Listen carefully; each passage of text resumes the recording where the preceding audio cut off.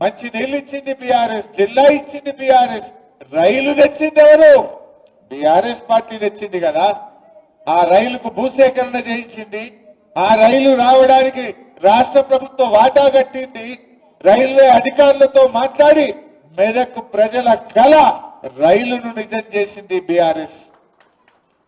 అరే 2 మహిళా residential degree కాలేజీలు తెచ్చినాం. ఎస్టీ మహిళా రెసిడెన్షియల్ డిగ్రీ కాలేజ్, బీసీ మహిళా రెసిడెన్షియల్ డిగ్రీ కాలేజ్ కూడా మెదక్లో తెచ్చాం.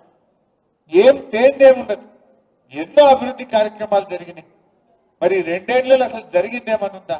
మా కృష్ణారెడ్డి చూస్తుండు, మార్కెట్ కంపెనీల గోడౌన్లు కట్టింది, మార్కెట్ కంపెనీని ఆధునీకరించింది కూడా ఆయన చైర్మన్ ఉన్నప్పుడే చేసినాం.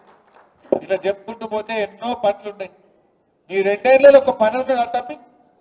ఒక్క పని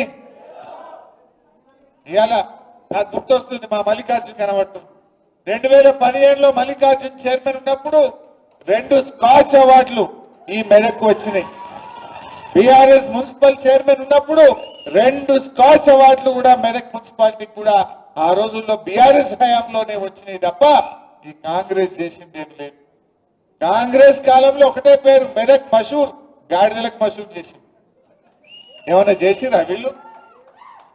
మీ హయాంలో ఏమన్నా మషూర్ అయిందంటే గాడిదలకు మషూర్ చేసింది.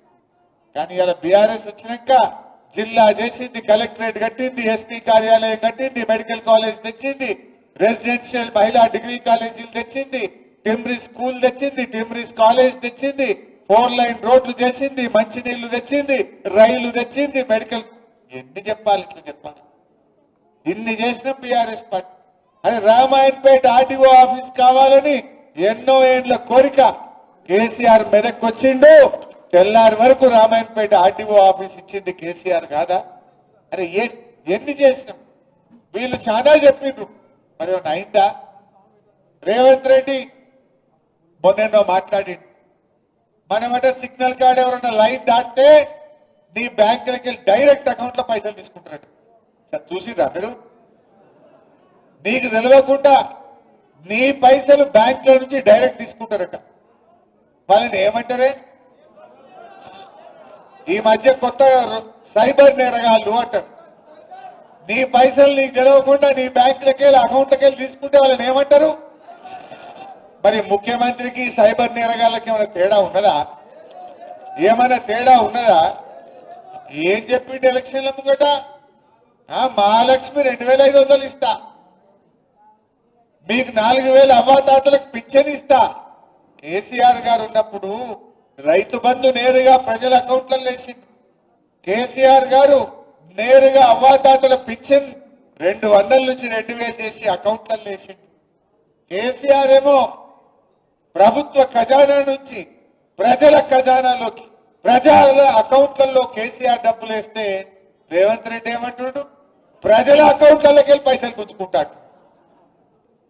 నువ్వు మహిళలకు 2500 అవ్వాతాతలకు 4000 అకౌంట్లో ఏమయ్యా రేవంత్ రెడ్డి అంటే, నేను ఏసుడు కాదు తీసుకుడు తెలుసు నాకు అంటు.